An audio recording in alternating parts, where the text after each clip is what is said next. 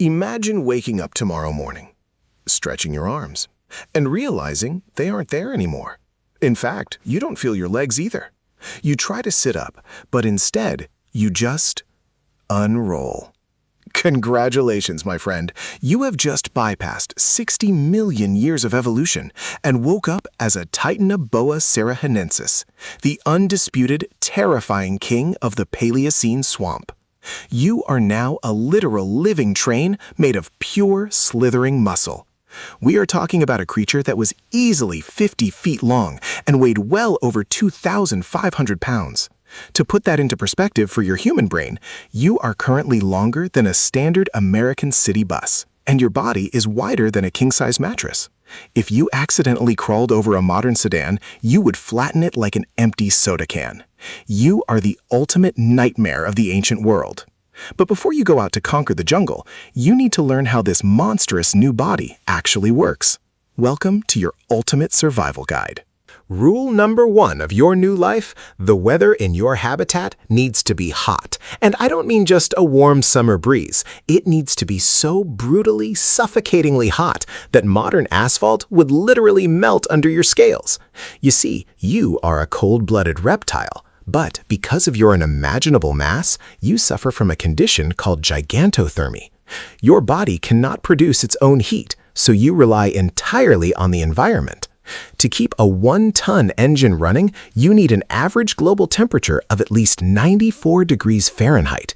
That is 34 degrees Celsius every single day. If you were to slide into a modern American forest today, your internal organs would literally freeze and shut down within hours. So pack your bags because you are stuck in the steaming, muddy swamps of prehistoric Colombia.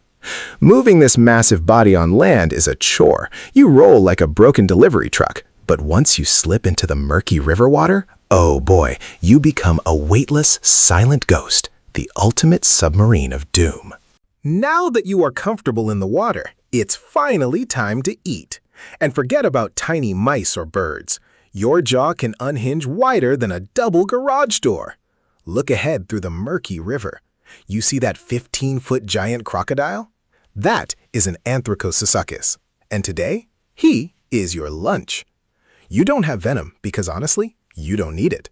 You strike from the shadows like a runaway freight train. Your squeeze packs 400 pounds per square inch. That is like having 3 Brooklyn Bridges collapsing on a victim's chest at the exact same time. You crush their bones, collapse their lungs, and stop their blood flow in seconds. And the best part? You swallow them completely whole. See you in a month, digestive system. But wait, you aren't the only monster in this swamp. So you think you are the absolute king of this swamp? Well, that is not entirely true. You see, there is another contender for your crown. Meet Carbonimus. Now, I know what you're thinking. It's just a giant harmless turtle. Well, I am sorry to ruin your day, but this is not just a harmless turtle. Before you try to attack it, let me tell you a little bit more about this creature. This monster has a shell the size of a family car and jaws sharp enough to literally bite your massive body in half. Yes, you have an incredible bone-crushing squeeze that breaks bones with absolute ease, but it is completely useless against this walking biological tank. If you try to wrap around its razor-sharp shell, you will only slice your own muscles open. To survive an encounter with this beast and keep your crown, you need to approach this fight with extreme caution because you cannot defeat it in a head-on battle. You need to use your camouflage, stay in the deep water, and wait for the perfect moment to strike its unprotected neck. It's a deadly, high-stakes game of prehistoric chess. So you are one of the most dangerous predators of this era. You eat giant crocodiles for breakfast. You fight massive turtles weighing nearly 1 ton. And you are the undisputed king of this epoch. But nature has other plans for you. And even though you are a king, your end has come. It didn't come from the appearance of some more dangerous creature, but from climate change. Around 58 million years ago, the Earth's climate began to change. The tropical paradise of ancient Colombia started to cool down. And as you remember, a hot climate is extremely important for you. Otherwise, you simply won't be able to move. When the global temperature dropped by just a few degrees, your huge internal engine began to slow down. First, you had problems digesting your food. Then you slowed down significantly, which deeply affected your hunting. And in the end, your colossal size, which made you an invincible creature at that time, became your death sentence. You slowly disappeared from the face of the earth. All right now, let's imagine. What would happen to you if right now you found yourself in the body of a Titanoboa right in the middle of our modern world? Let's say in the Florida Everglades. At first, everything would be great. You would be an absolute terror for everyone, feeding on local alligators and Burmese pythons. Tourists would film you on cameras, and you would instantly end up in all the news feeds. You would completely break the internet. But your feast wouldn't last long. Our civilization is loud and heavily armed. Most likely you would be captured within the very next few hours and shoved into some enclosure where they would maintain the perfect temperature for you.